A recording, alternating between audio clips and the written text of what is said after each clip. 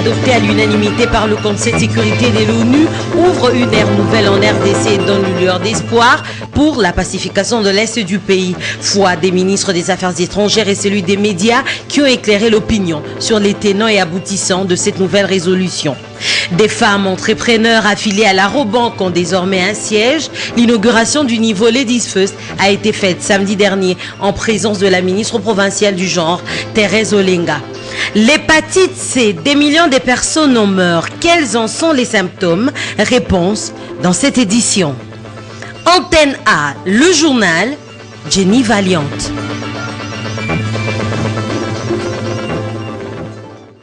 Il est 19h, merci d'avoir choisi Antenne A pour vous informer. Mesdames, Messieurs, bonsoir et bienvenue à cette grande édition du journal. Le ministre des Affaires étrangères et celui des médias et porte-parole du gouvernement ont tenu ce lundi 1er avril 2013 une conférence de presse.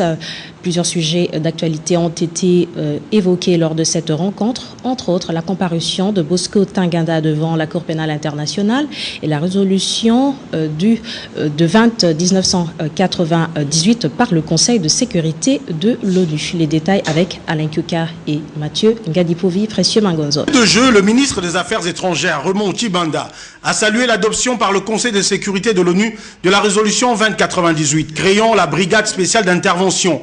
Lui et son collègue des médias, Lambert Mende, pensent que le pays a atteint un tournant décisif dans ses efforts de pacification de sa partie Est et de sécurisation de ses frontières.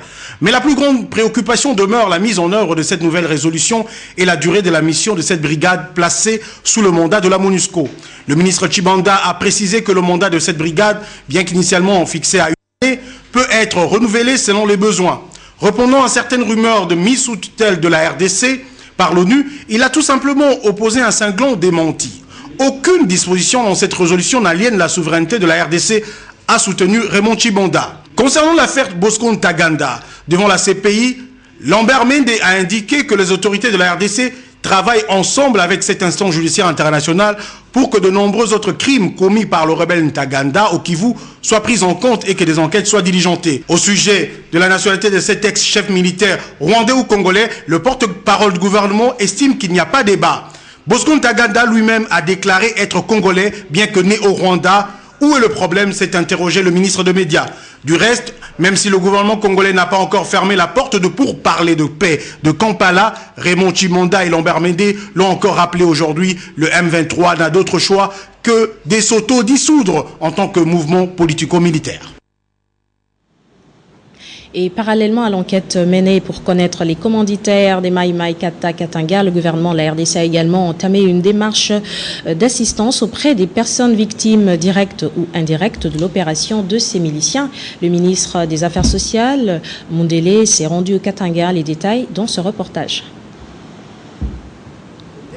Des fonds sur la situation sécuritaire au Katanga ont été débattus au cours de cette rencontre entre la notabilité katangaise. Sous la présidence du doyen d'âge Charles Mwando Simba, ses leaders d'opinion, députés nationaux, ministres du gouvernement central et provincial, représentants des forces vives et communautés locales, ont réfléchi sur les motivations profondes de ce mouvement Maïmaï dénommé Bakata Katanga, qui en sont les commanditaires et comment entrevoir l'avenir pour que pareil événement ne puisse plus se répéter. Nous condamnons fermement ces actes de barbarie et de subversion qui sont l'œuvre des gens assoiffés de pouvoir. Nous reconnaissons que les commanditaires de ces morts inutiles et de ces douleurs gratuites sont des manipulateurs qui exploitent la détresse de la jeunesse et la précarité de la vie de nos populations, impatientes d'accéder aux services locaux de base. Les notables katangais ont réaffirmé leur soutien au chef de l'État, Joseph Kabila Kabange, tout en appelant les fils et filles de cette province à l'unité et à la cohésion. Prenons l'engagement de préserver en toutes circonstances la cohésion entre fils et filles du Katanga, de restaurer et sauvegarder l'honneur meurtri du président de la République, de conjurer tout acte qui porterait atteinte à la souveraineté de notre pays.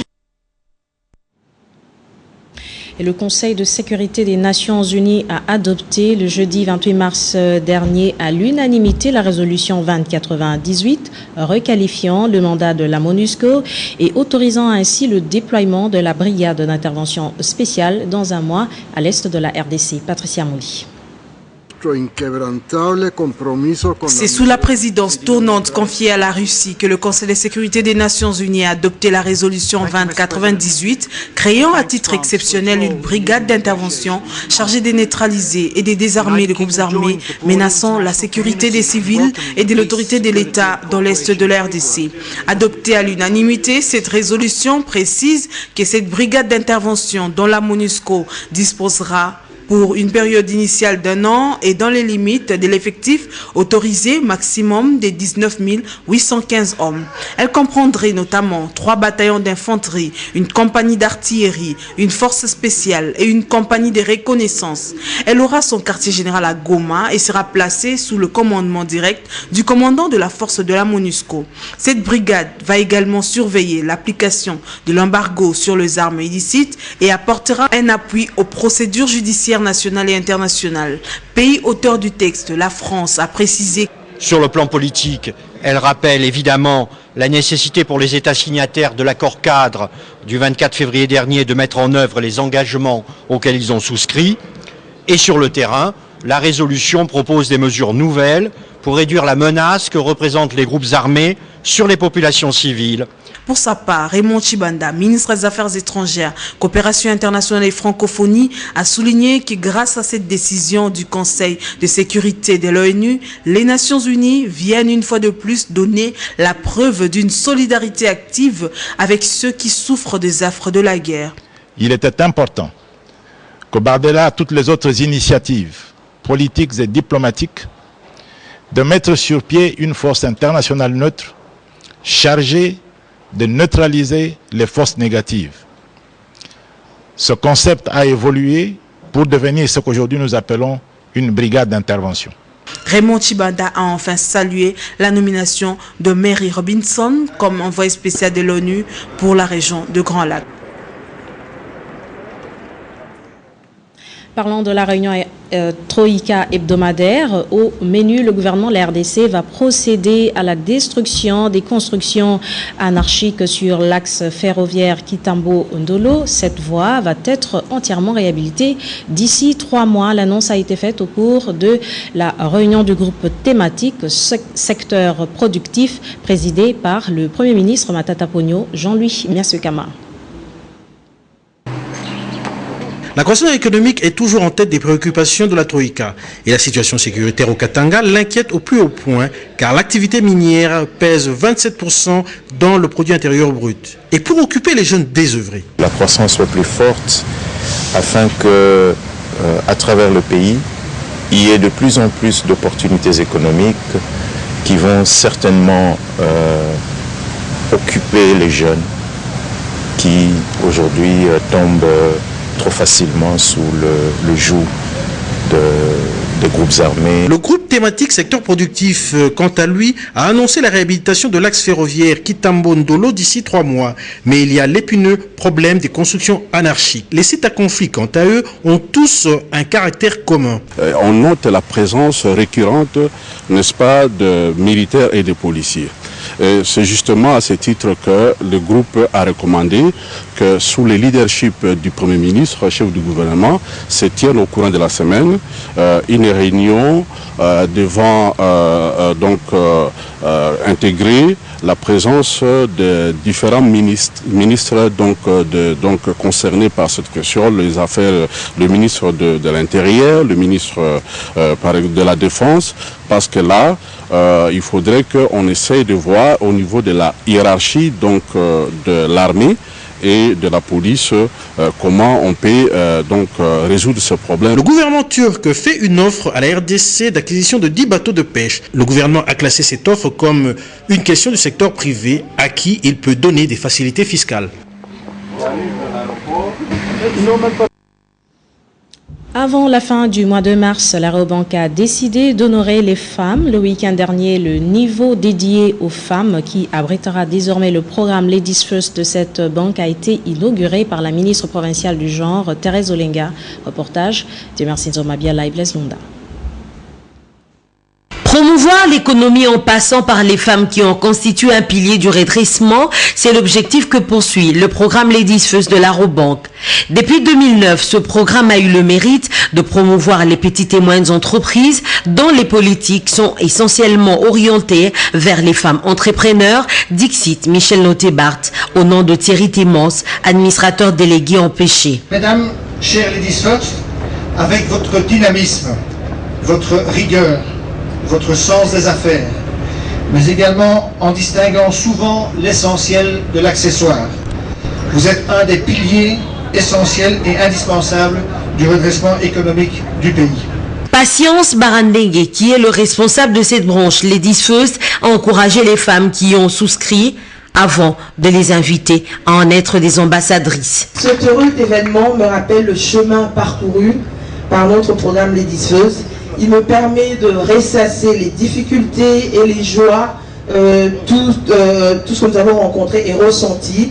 Il me rappelle le stress et les moments de doute que nous avons tous eus à l'Arobank, votre banque, lorsque nous avions au départ 23 comptes. Et vous demandez d'en faire une large diffusion. C'est-à-dire, j'ai l'habitude de vous dire dans nos réunions, je dirais en lingala, n'est-ce pas maman? Par la qualité de votre travail, parlez-en à d'autres. Pour rappel, Ladies First est un programme élaboré uniquement en Afrique centrale.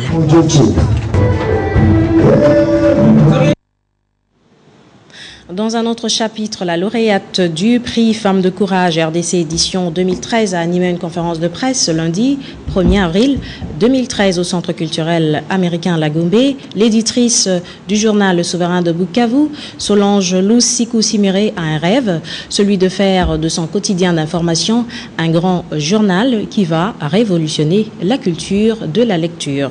Les détails avec Mami Tambou et Mathieu Ngadipovi. Depuis 2007 que Solange Lusiku Ntimire a hérité du journal Le Souverain, l'unique de la ville de Bukavu au Sud Kivu.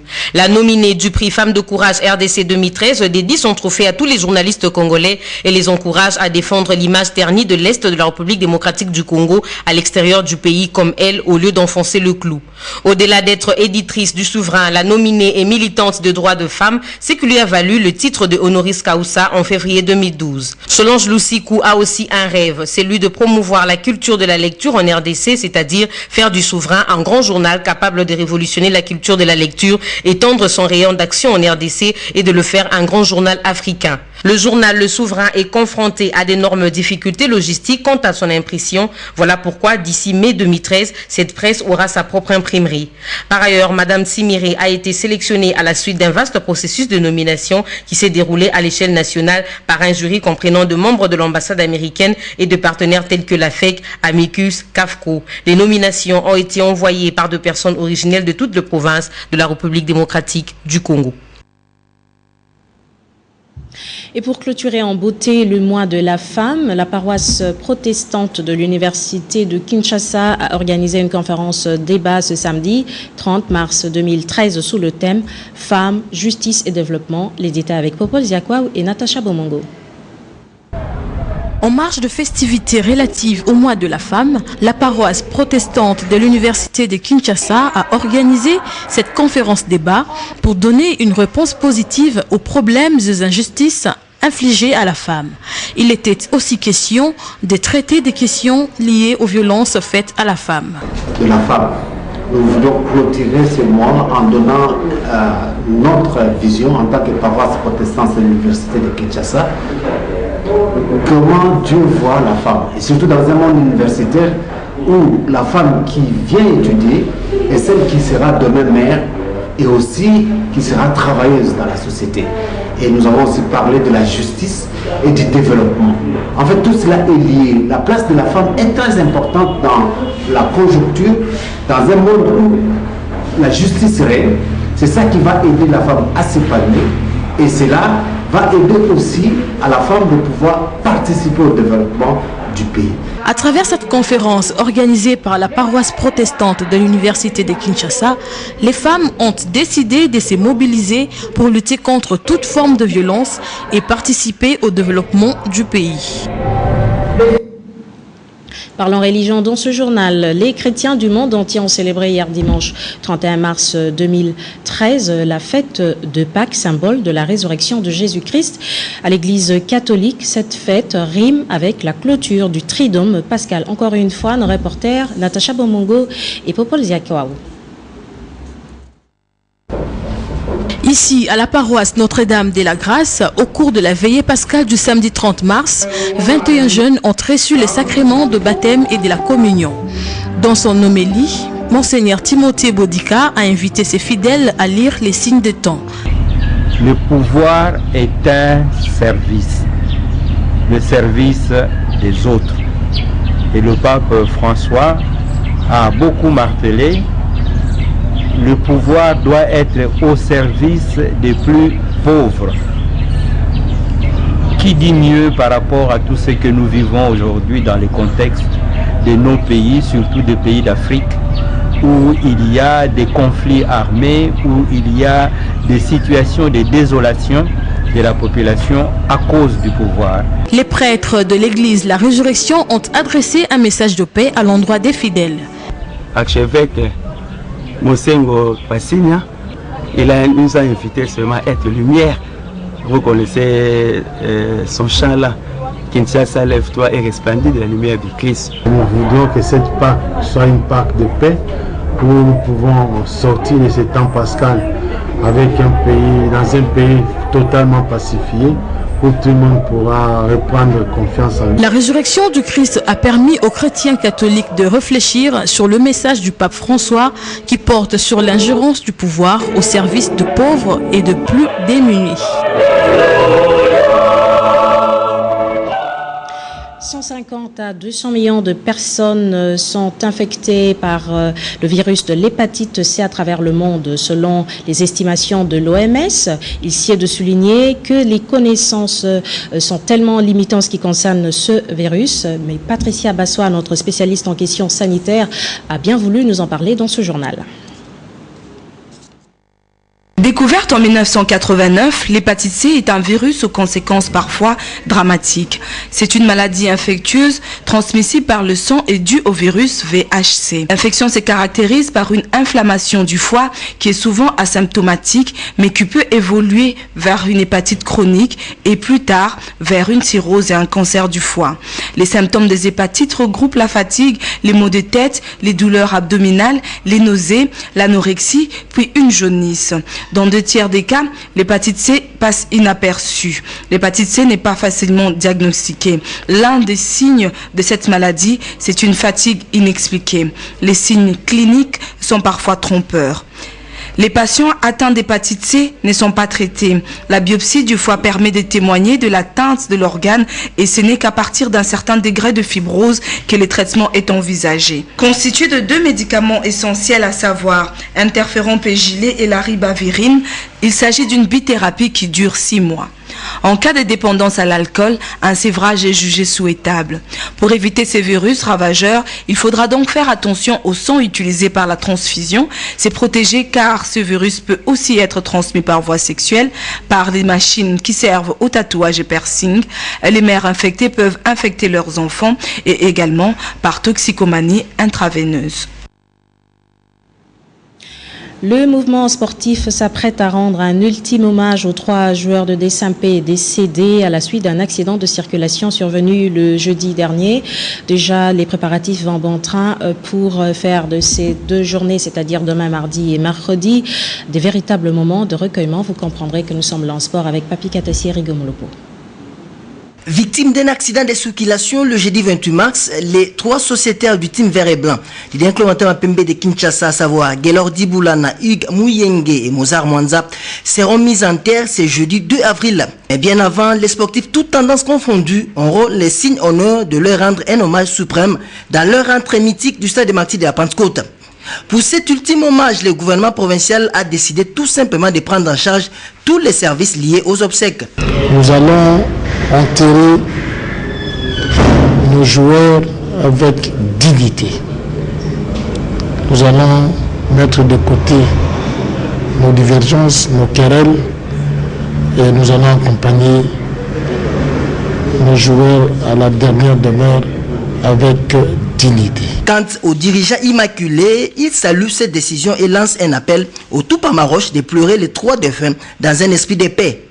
Le ministre provincial vient de promettre l'assistance de la ville.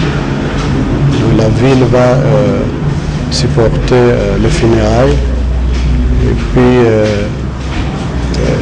nous avons aussi préféré lui demander aussi d'autres choses qui nous manquaient. Bon, il a dit favorablement, il a répondu favorablement à notre demande.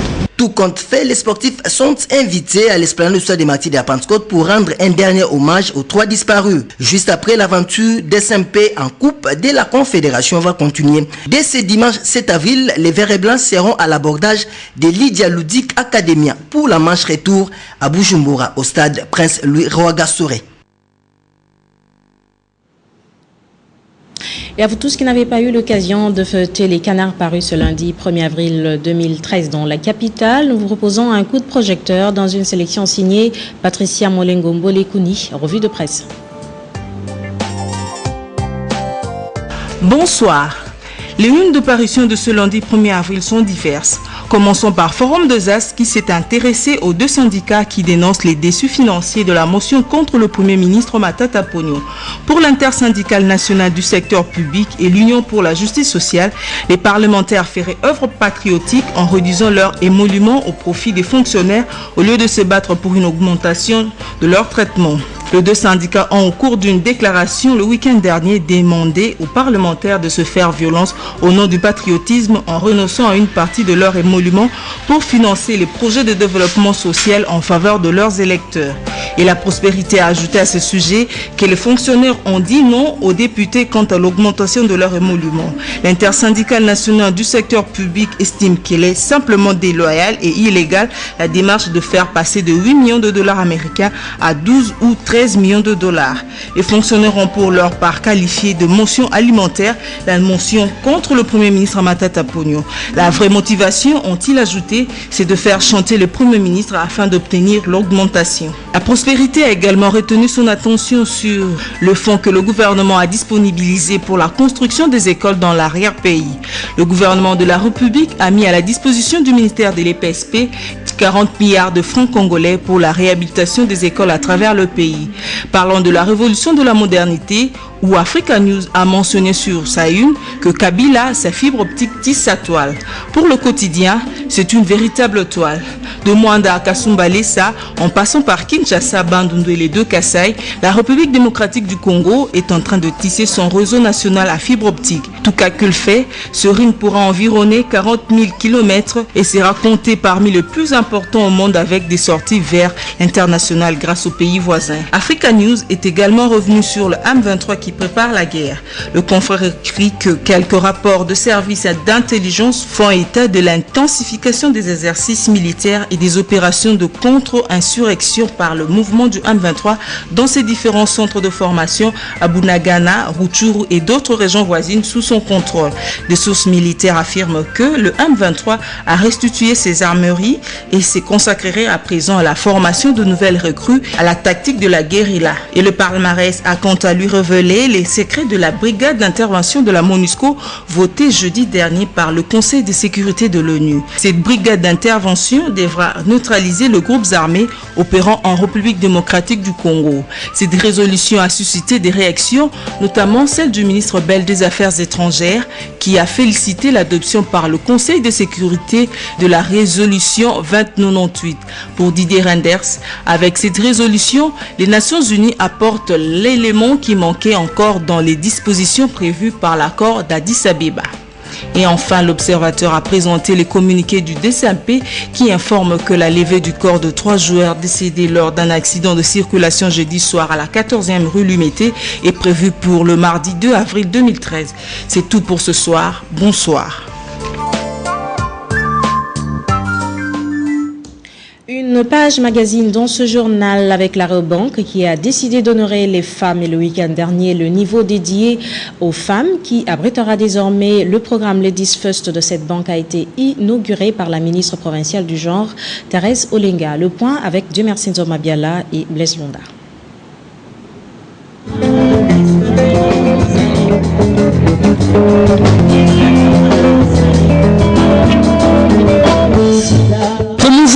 l'économie en passant par les femmes qui en constituent un pilier du redressement, c'est l'objectif que poursuit le programme Ladies First de l'Arobank. Depuis 2009, ce programme a eu le mérite de promouvoir les petites et moyennes entreprises dont les politiques sont essentiellement orientées vers les femmes entrepreneurs. Dixit Michel Lotebart, au nom de Thierry Témence, administrateur délégué en Péché. Mesdames, chères Ladies First, avec votre dynamisme, votre rigueur, votre sens des affaires, mais également en distinguant souvent l'essentiel de l'accessoire, vous êtes un des piliers essentiels et indispensables du redressement économique du pays. Notre programme Ladies First comprend 3 axes de développement. Le premier est la formation aux techniques de gestion et de management avec des ateliers dédiés en fonction des besoins et des priorités des participantes. Le deuxième axe est l'aide à la formation et à la bancarisation par des conseils juridiques et la connaissance des produits bancaires. Et le troisième axe, le plus important certainement à vos yeux, c'est l'accompagnement dans la mise en place de vos nouveaux projets, notamment par l'accès au crédit. The Head of Women in Business de l'IFC, Madame Toin, a loué cette initiative de l'Arobank qu'elle considère comme banque leader. Pour elle, la promotion du secteur privé est une porte de sortie de la pauvreté. L'Arobank joue un rôle de banque leader et l'AFC se réjouit beaucoup d'avoir pu développer avec elle un solide partenariat visant notamment à faciliter l'accès au crédit pour les PME et les femmes entrepreneurs et à renforcer les capacités de ces dernières à travers le programme Ladies First. L'AFC reconnaît l'importance particulière et croissante de l'entrepreneuriat féminin et soutient très activement la promotion de l'autonomie économique des femmes dans les pays en voie de développement en général et dans les pays africains en particulier. Ladies First est une branche élaborée uniquement en Afrique centrale. Patience Barandengue, qui en est le responsable, a invité les femmes qui y ont souscrit à en être des ambassadrices. Cet heureux événement me rappelle le chemin parcouru par notre programme Ladies First. Il me permet de ressasser les difficultés et les joies, tout ce que nous avons rencontré et ressenti. Il me rappelle le stress et les moments de doute que nous avons tous eus à l'Arobank, votre banque, lorsque nous avions au départ 23 comptes. Ce sont surtout vos différentes performances sur le terrain et votre sérieux dans les affaires qui justifient la création de ce programme. Le développement de nos produits qui nous pousse de temps à autre à nous poser la question: que pouvons-nous encore faire au profit de la femme entrepreneur? Et en réponse à vos nombreux dépôts, tous les jours grandissants, et grâce aux résolutions de vos groupes de discussion, la plupart d'entre vous ont fait partie de ces groupes de discussion par rapport à tout ce que nous voulions améliorer comme service ici à l'Arobank. Et vous demandez d'en faire une large diffusion. C'est-à-dire, j'ai l'habitude de vous dire dans nos réunions, je dirais à Lingala, n'est-ce pas maman? Par la qualité de votre travail, parlez-en à d'autres. Les femmes qui se sont démarquées en 2012 par leur engagement dans le versement et le soutien qu'elles apportent à ce programme ont été remerciées par des bouquets de fleurs et autres présents.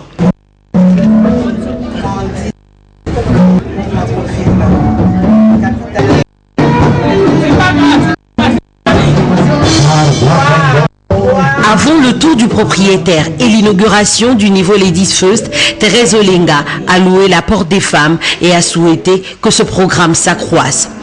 Autre temps fort de cette inauguration, c'est la présentation d'Olivier Duterme qui devient le nouveau directeur commercial en remplacement à Michel Lotebart et le discours de Madame Théopista, responsable régionale de l'Alliance des femmes des banques. Il a aussi été présenté Avantage, une sorte d'épargne crédit qui permet de renforcer les caisses. Ladies First, derrière une grande banque, des grandes dames. Alors mesdames, souscrivez. Qui dit mieux?